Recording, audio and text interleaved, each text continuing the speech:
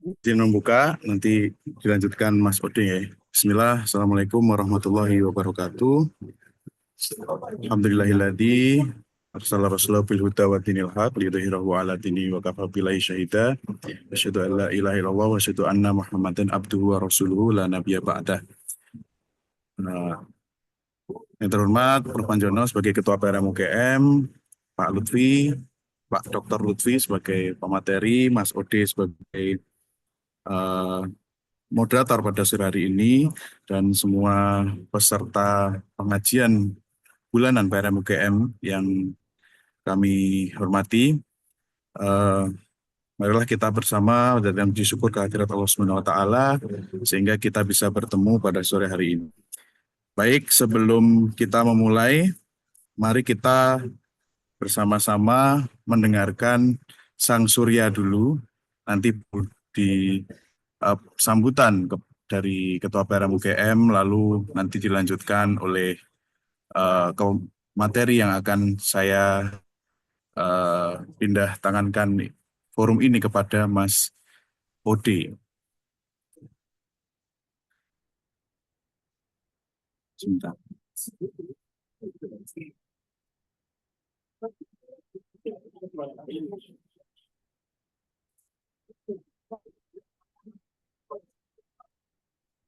Menyanyikan lagu Sang Surya.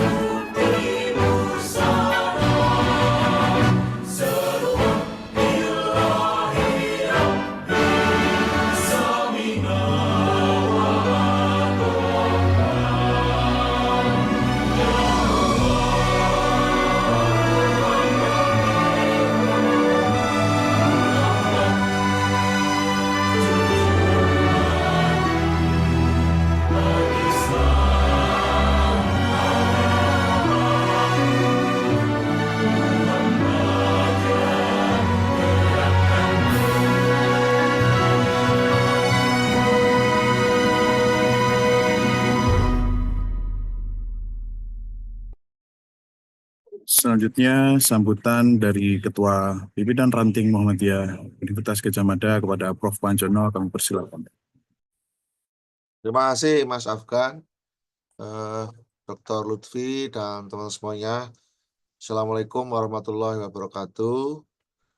Alhamdulillah, atas berkat rahmat Allah kita bisa bertemu dalam forum ini dalam keadaan yang tidak kurang satu tahun, ya, di tengah-tengah kesibukan kita masing-masing masih bisa meluangkan waktu untuk bisa saling bertemu.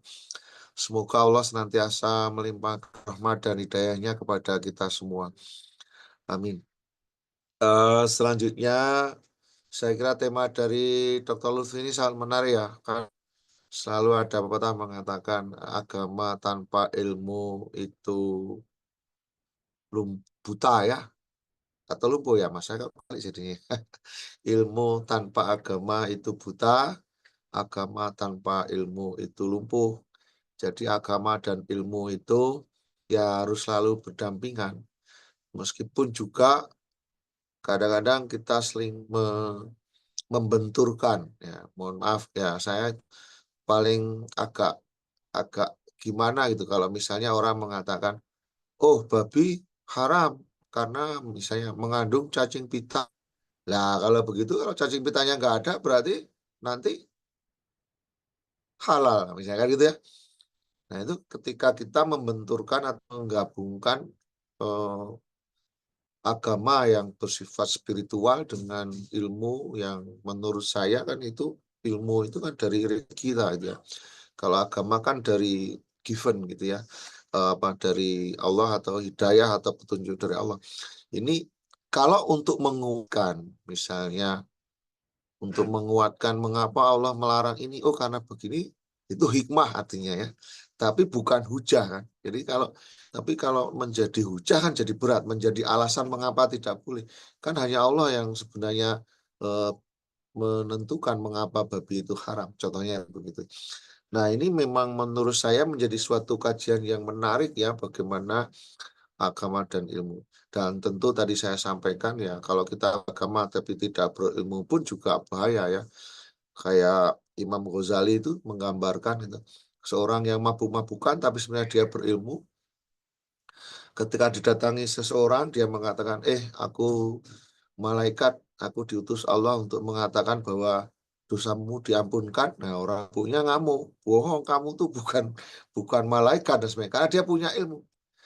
Tapi di sisi lain orang yang beribadah tanpa ilmu, asal ibadah, kemudian datangi orang, dikatakan dia, "Oh, aku diputus Allah untuk mengatakan kepadamu bahwa eee, kamu sudah diterima, kamu tidak perlu beribadah lagi." Nah, karena dia tidak tahu apa itu hakikat, ilmu beribadah dan sebagainya, akhirnya dia menerima, "Oh, kalau begitu saya sudah bebas, nggak usah beribadah, saya diberitahu Allah." Nah, semacam itu menurut saya, menjadi sebuah, apa ya, kajian yang menarik ya, bagaimana kita bisa menyatukan agama dan ilmu ini ya, antara apa yang kita boleh dari dalam, apa sih yang bersifat hidayah atau kita terima dari Allah ataupun dari wahyu lewat Rasulullah dan seterusnya, dengan apa yang kita terima melalui ilmu pengetahuan kita.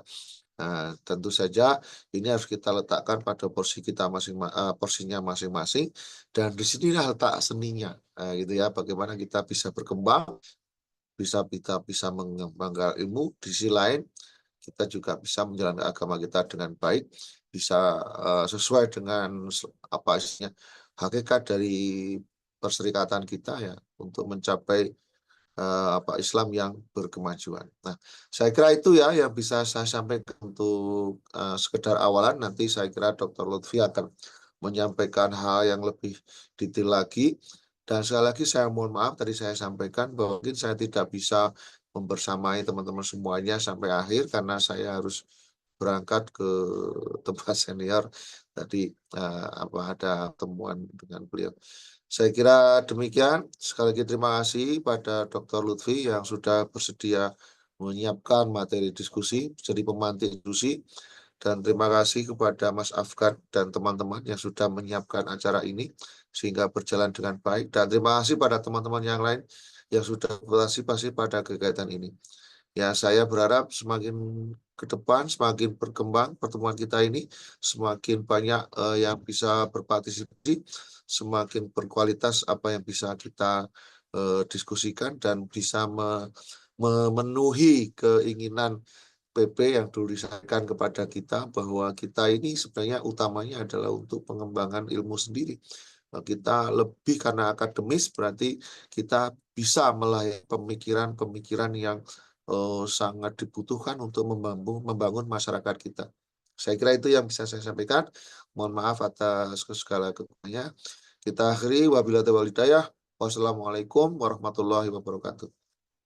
Waalaikumsalam warahmatullahi wabarakatuh. Diucapkan terima kasih kepada Profesor Insinyur Panjono yang telah memberikan sambutan sebagai Ketua Pimpinan Ranting Muhammadiyah Universitas Gadjah Mada. Selanjutnya kita tidak sabar menunggu acara inti yang akan terlaksana pada sore hari ini.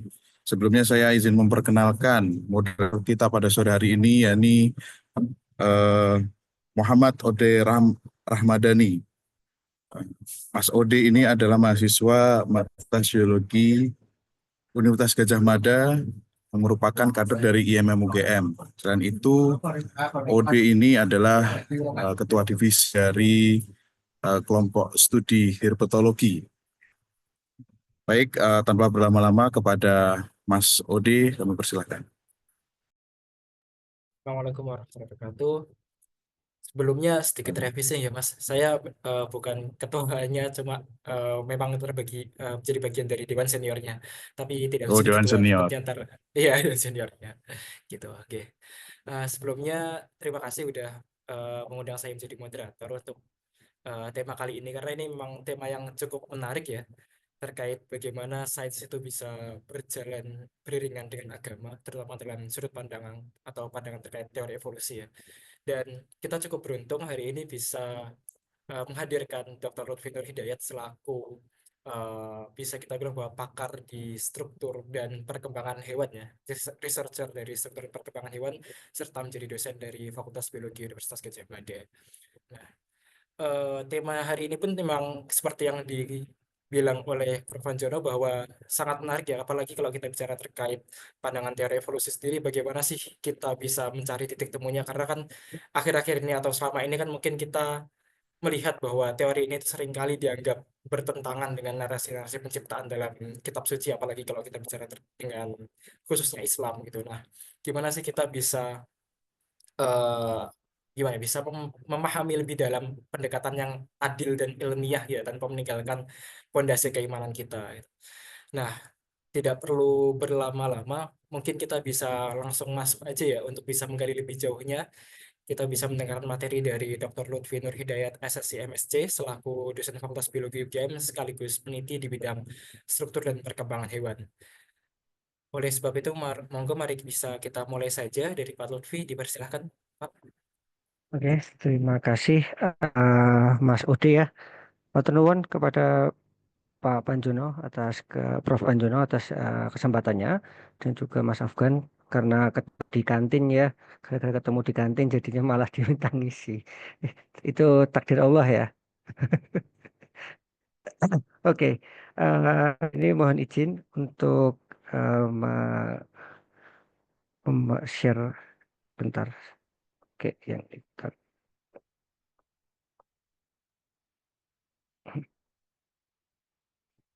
Oke. Oke, alhamdulillah menamadu wa nasta'inu wa nastaghfiruh wa na'udzubillahi min syururi anfusina wa min sayyiati a'malina may yahdihillahu fala mudhillalah wa may yudhlil fala hadiyalah asyhadu an la ilaha illallah wa la syarika lahu wa asyhadu anna muhammadan abduhu wa rasuluhu la nabiyya ba'dah. Oke, sebenarnya yang saya sampaikan sudah diringkas dengan sangat cantik sekali oleh ini ya, Prof Panjono ya. Jadi tadi memang sudah sangat gamblang sekali bagaimana kita memposisikan eh, pelaksanaan pengetahuan itu. Sebentar, ini ada, mau tak close dulu bentar. Ya. Nah, bagaimana kita memposisikan sains dengan agama, karena banyak sebenarnya tadi benar bahwa kita membenturkan ya, kesalahan kita sendiri adalah membenturkan, apalagi teman-teman yang awam sebenarnya tidak bisa kita salahkan juga karena memang akses terhadap ilmu pengetahuan apalagi di negara kita memang sangat terbatas. Sebenarnya tidak ada yang salah dengan ilmu pengetahuan dan tidak ada yang berbenturan sebenarnya dengan ilmu pengetahuan dan juga agama. Kita yang mencampurkan saja yang mungkin perlu perlu banyak belajar lah bagaimana proses sains itu dapat Nah, pertama biar terlihat seperti pengajian. Terus dari pengajian maka ada ayatnya ya, biar biar paling enggak sampaikan satu ayat gitu kan. Ini ada dua ayat kebetulan bahwa Islam sendiri mendorong umatnya untuk berpikir, meneliti dan juga memahami alam. Di sini ada surat Al-Imran ayat 190 sampai ayat 91, maaf salah ayatnya itu. Sesungguhnya dalam penciptaan langit dan bumi dan pergantian malam dan siang terdapat tanda-tanda kebesaran Allah dan bagi orang yang berakal, yaitu orang-orang yang mengingat Allah sambil berdiri, duduk, dan berbaring, dan mereka yang memikirkan tentang penciptaan langit dan bumi, seraya berkata, Ya Allah, ya Tuhan kami, tidaklah Engkau menciptakan semua ini sia-sia, Maha Suci Engkau, lindungilah kami dari azab neraka. Nah, ini sangat jelas sekali sebenarnya bagaimana Islam sendiri menganjurkan kita untuk berpikir. Dan di sini produk dari berpikir kita adalah perkembangan ilmu pengetahuan. Di sini pun juga karena ilmu pengetahuan ada ilmu yang bersifat ruhiyah, yaitu untuk agama dan lain sebagainya, dan juga ilmu yang mempelajari tentang tanda-tanda kekuasaan Allah. Dan di sini sudah gampang sekali bahwa segala sesuatu yang ada di langit dan juga di bumi, kita didorong untuk dapat mengamatinya. Tujuannya untuk apa? Untuk dapat memahami bahwa kebesaran Allah dan juga untuk dapat me- menyadari bahwa kita itu kecil sebenarnya di hadapan Allah. Seperti itu. Nah, sebenarnya di dalam Al-Quran sendiri banyak ayat-ayat Al-Quran yang mengandung ilmu sebenarnya ya, isyarat ilmiah kalau boleh saya bilang. Di sini ini favorit saya sebenarnya karena saya seorang peneliti perkembangan hewan ya. Ini Al-Quran diwahyukan tentu pada waktu yang sangat lama, bahkan perkembangan ilmu pengetahuan waktu itu belum sangat maju. Tapi di sini ada ayat yaitu yaitu menyatakan bahwa kemudian kami menjadikan air mani dari dalam tempat yang kukuh atau rahim, kemudian air mani itu kami jadi sesuatu yang menggantung atau darah, lalu sesuatu yang menggantung itu kami jadikan segumpal daging, lalu segumpal daging itu kami jadikan tulang belulang. Lalu tulang belulang itu kami bungkus dengan daging, kemudian kami menjadikannya makhluk yang berbentuk lain. Maha suci Allah sebagai sebaik-baik pencipta.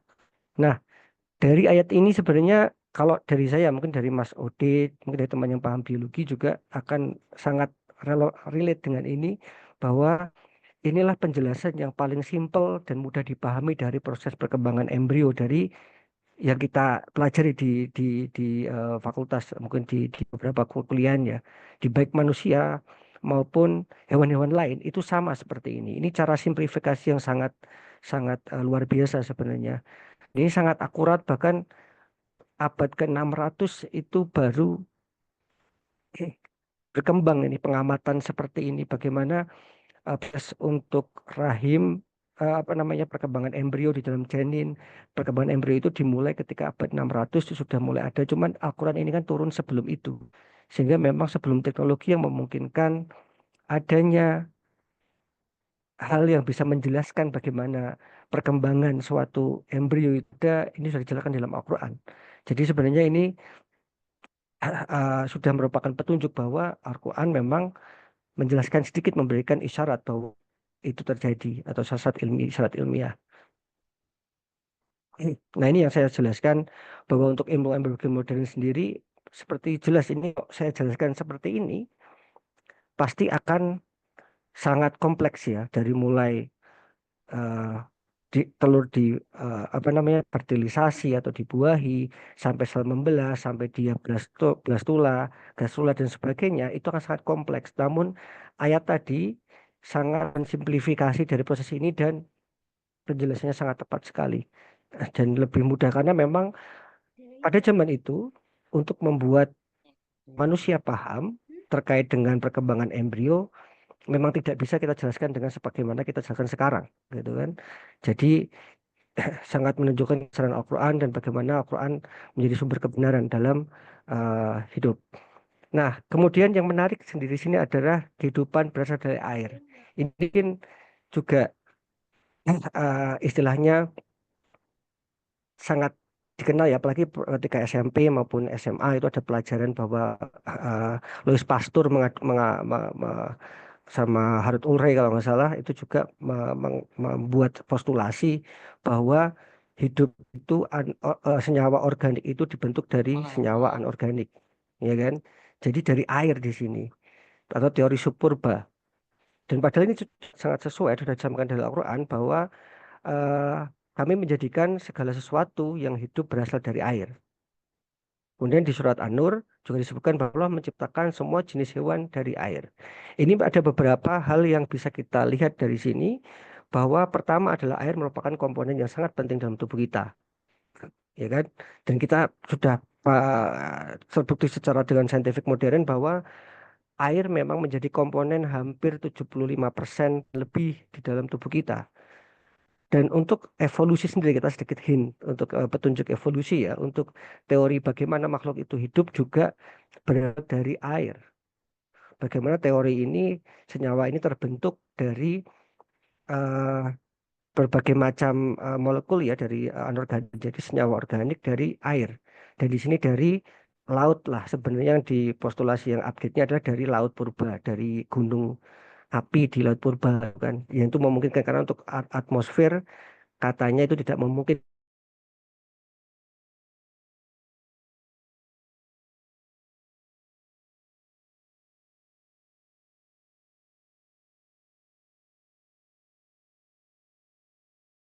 menuju ke darat, berevolusi dan sebagainya. Itu terlepas dari itu ya. Lalu juga ada ayat yang menceritakan bahwa penciptaan alam semesta dan makhluk hidup secara bertahap. Sesungguhnya Tuhanmu adalah Allah yang telah menciptakan langit dan bumi dalam 6 masa. Nah, kalau dilihat pada gambar sebelah kanan, di situ menunjukkan ada beberapa periode, tidak apa yang namanya ya, tidak menggambarkan 6 hari juga gitu kan, tapi hari ini kan sebagai dikategorikan sebagai masa ya, masa yang sangat panjang. Bisa jadi ada puluhan ratusan ribu tahun dan lain sebagainya. Intinya adalah pada surat Al-A'raf ayat 54 ini menyatakan bahwa perciptaan makhluk hidup, alam semesta makhluk hidup itu secara bertahap. Jadi tidak langsung jadi dalam satu proses. Tentunya bertahap dan dengan desain atau dengan apa namanya pengaturan yang sangat sempurna sekali dari Allah Subhanahu wa taala. Dari seperti itu. Nah, namun bagaimana dengan evolusi? Karena tentunya evolusi ini kan banyak sekali diperdebatkan nih. Apakah benar nih sebenarnya manusia itu berasal dari kera? Ini kan sebenarnya yang menjadi hal yang sensitif kita bahas sebenarnya. Karena kalau menurut hal yang lain, hewan-hewan yang lain sebenarnya ada penolakan sebenarnya terkait dengan hal evolusi tersebut. Tapi ketika berkaitan dengan manusia, karena tentunya itu akan bertentangan dengan apa yang difirmankan Allah terkait dengan penciptaan Nabi Adam yang diturunkan dan juga Hawa sebagai manusia yang diturunkan ke bumi. Namun sebenarnya itu hanya spesifik hal yang kecil pada hal evolusi, bagaimana evolusi manusia. Tapi sebenarnya apa itu evolusi? Nah, ini mbah-mbah inilah yang sebenarnya eh, pertama kali mencetuskan ya. Sebenarnya Robert Charles Darwin ini mbah-mbah privilege, kalau zaman dulu pemuda privilege ya. Karena memang kaya, punya resources dan hobi berpetualang, jadi berkeliling berekspedisi. Dan kebetulan pas hobi jalan-jalannya kan menggunakan kapal gitu di ekspedisi di Galapagos gitu kan pada tahun eh, abad 18, abad 19. Nah, beliau menjelaskan tahapan perubahan makhluk hidup secara tahap. Tadi sudah sesuai dengan apa yang difirmankan tadi penciptaan sebagai tahap. Cuman kalau kita lihat sendiri evolusi adalah proses perubahan spesies makhluk hidup secara bertahap dalam jangka waktu yang sangat lama. Jadi proses lama ini kalau cepat disebut juga revolusi kan. Kalau pelan-pelan evolusi dan bertahap. Dan perubahan ini terjadi akibat banyak ya bisa bervariasi ya. Bisa juga karena variasi genetik, seleksi alam yang bekerja pada seleksi variasi genetik tersebut. Sehingga di sini dia mengembangkan ada dua sebenarnya evolusi mikro, di mana yang terjadi pada spesies, apa dari segi genetiknya dan juga evolusi makro antar spesies. Nah, apa sih sebenarnya bedanya? Tapi sebenarnya akan kita nanti cuman sebenarnya apa sih, apakah memang benar sih Charles Darwin itu benar-benar menyatakan bahwa manusia itu dari kera gitu kan. Dari karyanya sebenarnya di tahun abad 19 dari 18 tahun 1859 itu terbitlah buku Origin of Species ini karya Darwin. Ini sebenarnya juga hasil dari ekspedisinya dia dengan ahli apa namanya, ahli anatomi dari British Natural History Museum. Dia mengkomparasikan gitu kan, dan sebenarnya fokus pada evolusi spesies hewan dan tumbuhan melalui mekanisme seleksi alam. Dan dia waktu di Galapagos mengamati bagaimana tanaman, bagaimana hewan, dia mengkoleksi semuanya itu, kemudian dibawa ke Inggris, kemudian diamati. Nah, dalam buku ini sebenarnya eh, Darwin ini tidak langsung membahas manusia, itu kan, karena waktu itu burung finch kan, mungkin teman-teman yang rekan-rekan dari biologi mungkin juga paham bahwa burung finch ini yang pertama kali dibicarakan sebagai bukti evolusi gitu kan, karena ada berbagai macam paruh dan lain sebagainya, dan nggak ada manusia di situ karena memang dalam pemahaman agama Kristen sendiri waktu itu yang mungkin sangat lagi tingginya di Eropa gitu, waktu itu gereja masih lumayan berkuasa, lumayan punya pengaruh. Nah, itu sangat sensitif terkait dengan hal tersebut itu. Dan bahkan dia menyatakan dengan samar bahwa much light will be thrown on the origin of man and his histories. Jadi dia kayaknya cuma cuma berkata sebenarnya, kayaknya sepertinya akan ada banyak hal yang apa ya, dapat dikuak nih dengan untuk mengetahui asal muasal dari manusia nih, dan juga sejarahnya. Itu yang disampaikan. Dia nggak pernah menyatakan secara eksplisit bahwa manusia berasal dari nah, tapi kadang kan cover di buku yang ditunjukkan kan ini kan cover original species kan, padahal sebenarnya pernyataan yang agak sedikit apa ya, kontroversial sebenarnya. Itu nggak kontroversial juga sih, karena memang karena dia mau eh, apa namanya, sedikit eh, menghapuskan ya pernyataannya sebenarnya ada di buku ini sebenarnya, The Design of Man and the Selection of Relation to Sex itu kan, tahun 1871. Nah, ini menyatakan bahwa manusia dan juga kera besar seperti simpanse dan gorila itu memiliki nenek moyang yang sama. Ini masih estimasi ya, karena pada waktu itu pada abad 19 ini sebenarnya eh, apa namanya, sangat mulai apa namanya, mulai mulai tinggi itu ilmu-ilmu yang kayak bedah-bedah anatomi, kemudian komparasi hewan dan sebagainya itu mulai naik pada tahun ini, dan mulai munculnya studi komparatif dan membandingkan, karena perbandingan itu mereka mencari persamaan.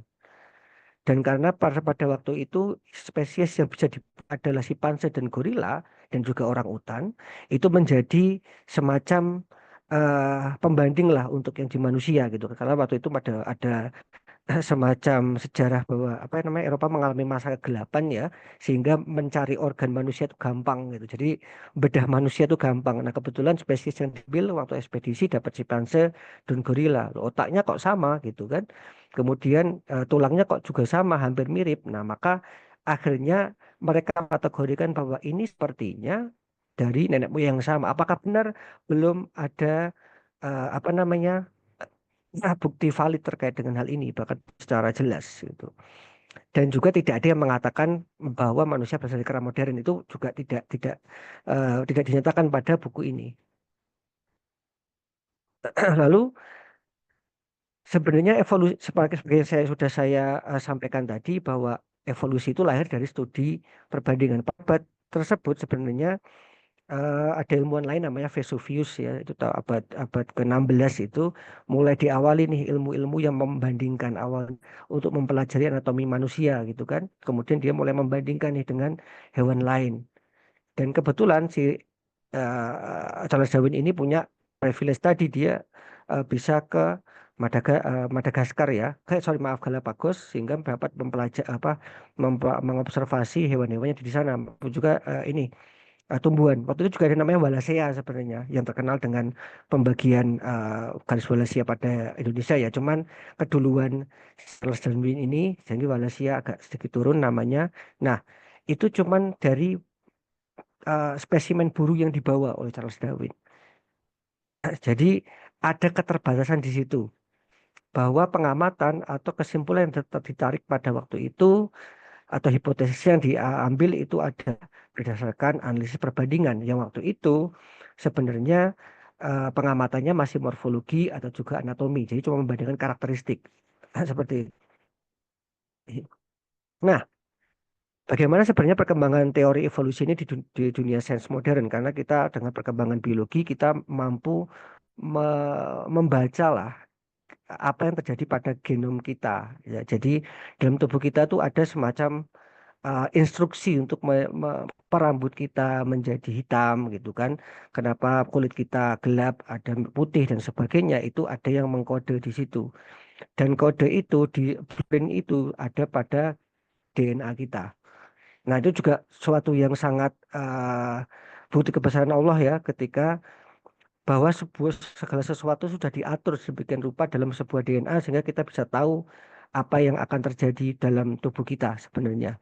Nah, dengan itu perkembangan evolusi modern pun mulai mengkomparasi gen ini karena dalam DNA itu kita bisa tahu itu bagaimana apakah kita rambut merah atau dan sebagainya itu kulit dan sebagainya warna kulit kemudian tinggi badan dan sebagainya dan mulai membandingkan ini sebenarnya sekuensia yang mengkode ini. Nah, tapi ternyata walaupun kesimpulan dan analisis lebih mendalam tetap tidak ada garis merah apakah benar-benar ini menghubungkan evolusi terjadi atau enggak. Tapi ada bukti terjadi, iya, ada evolusi. Tapi apakah ada koneksi antara manusia dengan misalnya kera lah, misalnya itu belum ada. Walaupun kesamaannya itu adalah 98 ya. Jadi si Panse itu 98,8%. Kita cuma beda 1,2% dari si Panse. Tapi 1,2% itu sebenarnya itu bisa sangat besar perannya karena 1,2% ini kalau dia mengkode yang protein yang lain misalnya membuat tangan kita lebih panjang atau mungkin kita lebih tinggi dan sebagainya itu bisa merubah segalanya 1% ini kalau kita mengetahui satu genomnya ya. Jadi itu. Jadi bahkan dengan kucing aja kita 90% cuma beda 10% gitu kan. Berarti perbedaan 1% kalau kita dengan kucing pasti berbeda kan dari segi morfologi, dari segi bagaimana dia berjalan, bulunya panjang dan sebagainya. Cuman kalau kita bedanya cuma 10%. Sedangkan kalau kita lihat bagaimana kita dengan si panses sendiri cuma beda 1%, hal tersebut sebenarnya belum bisa mendasari bahwa manusia itu juga ini. Jadi evolusi sendiri masih berupa pembuktian-pembuktian dan belum bisa benar-benar menarik garis merah apa yang sebenarnya terjadi pada evolusi itu sendiri. Nah, ini juga sama, banyak yang sangat apa namanya anti dengan ini ketika ditunjukkan mengenai fosil-fosil dari manusia purba gitu kan. Memang sebenarnya fungsi karena memang bukti yang apa namanya proses saintifik sendiri kebenaran sendiri kan sesuai dengan apa yang metode atau juga pandangan secara konsensus pada waktu itu gitu. Nah, dengan adanya apa namanya fosil ini kalau kita lihat dari waktu umur penemuannya itu sebenarnya sekuensial, harus kita akui sebenarnya itu sekuensial. Dan di sini bagaimana Homo sapiens paling kiri dan Homo Neanderthal juga lumayan dekat dengan manusia, cuman tidak ada yang benar-benar menunjukkan kekeraban. Banyak sekali apa namanya gap sebenarnya yang belum bisa kita temukan di sini. Itu jadi sebenarnya bukti-bukti pun walaupun kita sebut ancestor kita seperti itu manusia purba misalnya secara empiris sebenarnya masih belum bisa dibuktikan secara langsung gitu. Cuman dari bukti-bukti kita sekuensikan dan ini masih berupa hipotesis. Nah, nah bagaimana Islam itu menjawab ya sebenarnya. Sebenarnya kalau jelas bahwa dari segi penciptaan manusia itu jelas bertentangan gitu kan, karena memang dalam Al-Quran menyebutkan bahwa manusia itu berasal pertama dari Nabi Adam yang diciptakan dari apa namanya dari lumpur atau dari tanah segumpal tanah kemudian dibentuk dan diberi nyawa Itu kan kemudian karena ada kejadian buah kuldi sehingga diturunkan di bumi gitu kan. Nah, itu juga bertentangan tentunya dengan bagaimana manusia itu berasal dari kera gitu kan. Kita nggak mau oh Nabi Adam masuk dari kera gitu kan. Apakah diturunkan kemudian di rahim kera? Nggak mungkin gitu kan. Nah, itu yang ditolak sebenarnya dalam Islam itu kan. Walaupun kita juga belum tahu bagaimana di Al-Quran sendiri untuk menjelaskan bagaimana apa namanya proses atau bagaimana Nabi Adam itu turun ke bumi itu kan. Ada yang bilang bahwa turunnya ada di Sri Lanka, kemudian ada di Arab Saudi, terpisah gitu kan, kemudian ketemu di Arab Saudi dan sebagainya. Itu juga baru istilahnya tafsir-tafsir yang sifatnya masih biological atau berupa teks gitu kan. Namun Islam di sini cenderung menerima untuk evolusi mikro atau adaptasi ya sebagai bagian dari sunatullah. Kalau evolusi mikro itu adalah perubahan genetik pada populasi. Jadi dalam populasi itu terjadi evolusi. Jadi mungkin Bapak Ibu sekalian, kenapa manusia dari satu Nabi Adam kita kok bisa ada orang Afrika yang kulitnya hitam dan juga tinggi? Kenapa ada orang Eropa yang dia putih tinggi dan ada orang yang Asia yang dia matanya sipit, kulitnya putih dan ada orang berbagai macam gitu kan. Berarti sebenarnya populasi itu kan ketika manusia tumbuh dalam suatu populasi ada adaptasi di situ dan kemudian terjadi tadi karena ada adaptasi sehingga genetik pun juga akan berubah melalui beberapa mekanisme dan akhirnya terjadilah evolusi sehingga akhirnya orang Afrika itu berbeda dengan orang Asia dan juga eh, orang Asia berbeda dengan orang Eropa dulu ya karena ketika dulu migrasi masih menggunakan alat seadanya gitu. Sehingga tidak memungkinkan adanya percampuran populasi sehingga populasi terisolir jadi cuman perkawinan cuma terjadi di area situ gitu kan dan tentunya preferensi kenapa kok orang di Afrika itu kulitnya lebih gelap gitu kan karena memang manusia yang kulitnya putih diterima di situ gitu kan karena memang apa namanya eh, istilahnya karena di area Afrika banyak ultraviolet sehingga perlu yang melindungi kulit kita adalah melanin kan melanin membuat kulit kita menjadi lebih gelap jadi orang yang berkulit putih di Afrika sebenarnya tidak kemungkinan dia untuk survive akan rendah dan juga karena paparan ultraviolet yang terus-menerus menyebabkan gen yang menghasilkan melanin itu berlebih sehingga otomatis kita menjadi gelap.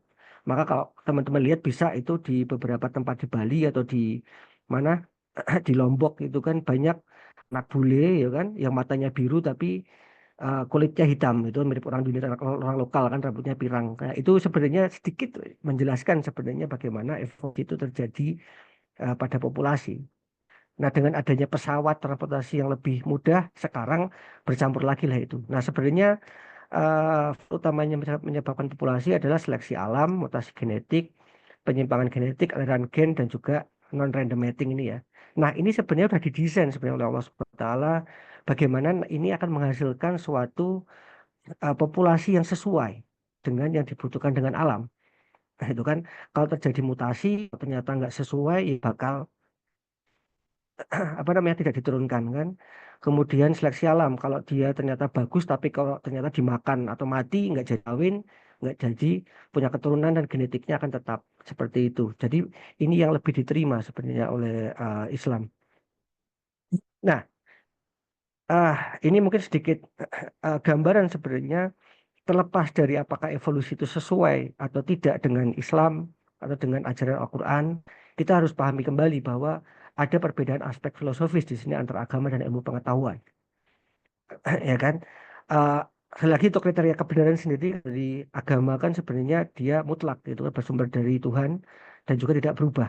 Sedangkan untuk kriteria kebenaran dari ilmu pengetahuan atau sains ini bisa berubah. Bahkan dalam suatu mungkin yang paham tentang filsafat ilmu ada yang namanya kun paradigm shift gitu kan.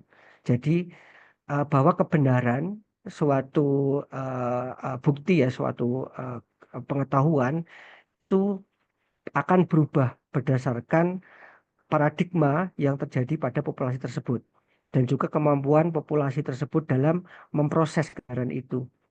Jadi hal yang benar menurut sains yang apa namanya tahun sebelumnya gitu kan dengan yang sekarang itu berbeda, bisa jadi salah gitu kan. Contoh, ketika Kopernikus memberikan apa namanya eh, pendapat bahwa bumi itu sebagai pusat tata surya, waktu itu dianggap benar karena tidak ada teleskop gitu, nggak ada yang mengamati gitu. Begitu Galileo Galilei menemukan teleskop yang bisa mengamati apa namanya eh, luar langit ya waktu itu ya ternyata memberikan postulat yang berbeda gitu kan, dan sampai sekarang pun itu dianggap kebenaran. Kemudian juga ada namanya Newton gitu kan, tentang hukum relativitas itu kan. Newton sendiri berpendapat bahwa apa namanya gaya itu termasuk dari terkait gaya ya, terkait gaya. Kemudian ternyata Einstein lebih bisa menyempurnakan karena waktu itu Newton belum punya tools untuk dapat membuktikan bahwa itu benar. Jadi pengetahuan ini sangat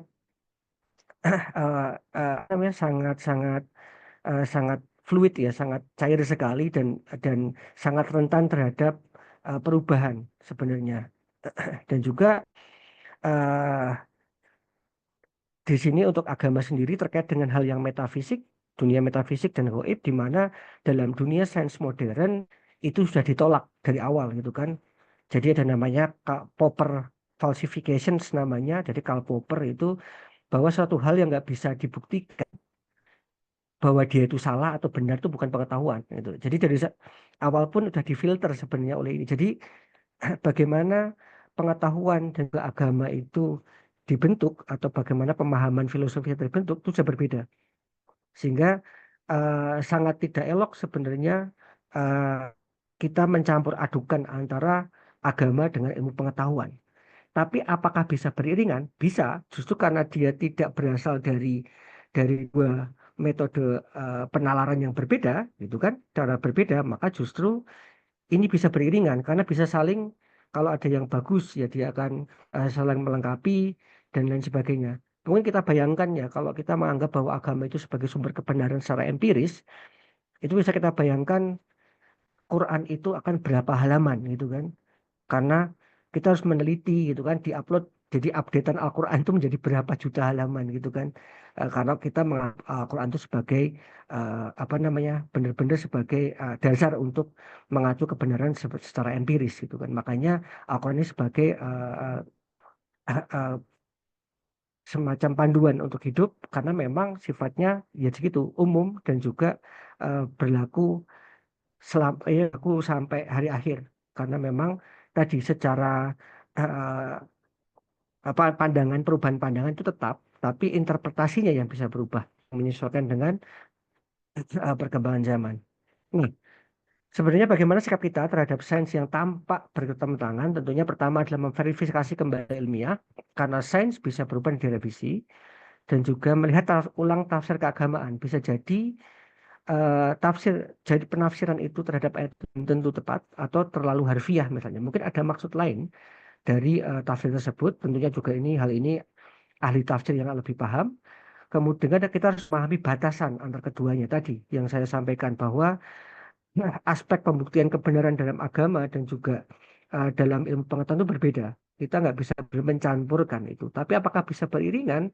Bisa, jelas sangat bisa karena justru dengan apa yang kita ambil dari ilmu pengetahuan itu memperkuat apa yang keimanan kita terhadap Allah Subhanahu wa taala dan memperkuat apa yang disampaikan di dalam Al-Qur'an. Nah, kesimpulannya seperti yang saya sampaikan, sains dan Islam bisa berjalan beriringan jika dipahami dengan bijaksana dan juga Al-Qur'an tentunya memberi inspirasi ilmiah ya tanpa menggantikan metode ilmiah karena memang Al-Quran itu sebagai panduan hidup bukan sebagai jurnal ilmiah gitu kan, dan juga penting untuk kritis terhadap teori. Jadi kita harus tetap kalau ada teori kita harus tetap kritis, tapi kita harus tetap menghormati wahyu apa yang disampaikan atau terkait dengan apa yang disampaikan oleh Al-Quran. Seperti disampaikan oleh Prof. Panjunadi di awal bahwa apakah benar kita tidak boleh memakan babi itu karena ada pita dan banyak kemudorotannya gitu kan, belum tentu juga gitu kan. Karena kalau kita lihat apakah kemudorotan itu dihilangkan dari babi gitu kan, dan babi itu cuman apa namanya, cuma tinggal kemanfaatannya saja gitu, bersih, enak dan lain sebagainya. Apakah tetap haram atau apakah menjadi halal? Itu kan harus kita pahami bahwa perintah Allah itu adalah perintah Allah, tidak perlu kita justifikasi terhadap dengan ilmu pengetahuan karena batasannya berbeda. Kalaupun memang ada manfaat dari puasa misalnya, kemudian menghindari babi misalnya, dan tidak minum alkohol misalnya, ya itu juga merupakan hal yang bisa kita petik dari perintah Allah. Tapi apapun yang terjadi, tentunya seandainya pohon di bumi menjadi pena dan laut menjadi tinta, bahkan kepada tujuh laut lagi, sesudah keringnya niscaya tidak akan habis-habisnya dituliskan kalimat Allah. Sesungguhnya Allah Maha Perkasa lagi Maha Bijaksana. Teman-teman sekarang eh, sangat apa namanya terkejut ya dengan AI ya. Bagaimana ternyata AI itu bisa sangat berkembang secara pesat. Bagaimana robot terbentuk. Itu cuma setitik dari luasan apa namanya samudra dari ilmu Allah. Sehingga kalau kita merasa bahwa penjelasan ilmu kita yang sampai kita ketahui sekarang kok tidak sesuai dengan ilmu yang disampaikan oleh Allah, mungkin kita perlu mengintrospeksi diri apakah memang maksud itu yang dimaksud oleh Allah Subhanahu wa taala. Mungkin sekian pemantik dari saya, kurang lebihnya mohon maaf. Billahi fi sabil haq fastabiqul khairat. Wassalamualaikum warahmatullahi wabarakatuh. Saya kembalikan ke Waalaikumsalam. Mas Odi. Terima kasih Pak Lutfi. Materi yang sangat insightful ya buat kita semua. Tadi saya sangat cukup menotis tentang satu hal bahwa pembuktian pembenaran, aspek pembuktian kebenaran terhadap agama dan sains itu berbeda. Jadi kita tidak bisa mencampurkan satu dengan yang lain karena seperti yang sempat singgung oleh Prof. Jono tadi ya, bahwa kalau misalnya babi nggak punya cacing pita terus bisa jadi halal gitu kan, enggak kan. Jadi bahwa aspek kebenaran itu nggak bisa kita samakan antara sains dengan agama, tapi kita bisa melakukannya secara beriringan gitu jika kita bisa memahami secara bijaksana gitu. Seperti misalnya juga bahwa kebenaran di sains itu cukup fluid ya, bahwa karena dia berbasiskan apa ya namanya, observasi, eksperimen, pengujian, sehingga apabila seiring berjalannya zaman itu bisa, kebenaran itu bisa diubah, dan itu berbeda dengan apabila kita melihat aspek kebenaran dalam sudut pandang agama, bahwa agama itu kebenarannya mutlak karena itu bersumber dari Tuhan sehingga tidak bisa berubah gitu, karena metode penerimanya pun berdasarkan iman, berdasarkan dalil nakli, dan berdasarkan dalil akli. Seperti itu yang menjadi distingsi antara agama dan juga ilmu pengetahuan. Tapi yang bisa kita menjadi catatan adalah bahwa agama sendiri, terutama agama kita tuh sering sekali memberi isyarat ya, isyarat-isyarat sains dalam keilmuannya, misalnya tentang penciptaan langit dan bumi, tentang bagaimana asal-usul makhluk hidup sendiri berasal dari air, itu sudah sempat diberi isyaratnya dalam Al-Quran sendiri. Namun karena masyarakat zaman itu mungkin masih kekurangan tools untuk memahaminya, sehingga Al-Quran memberi penyampaian-penyampaian yang lebih sederhana sehingga bisa dipahami oleh mereka, seperti itu. Kemudian untuk next selanjutnya ada beberapa pertanyaan ya, mungkin dari teman-teman maupun dari audiens. Tadi ada pertanyaan dari Khairil Faiz. Apakah bisa disampaikan secara langsung, Khairil Faiz? Soalnya saya tidak sempat rejoin jadi tidak bisa baca komennya.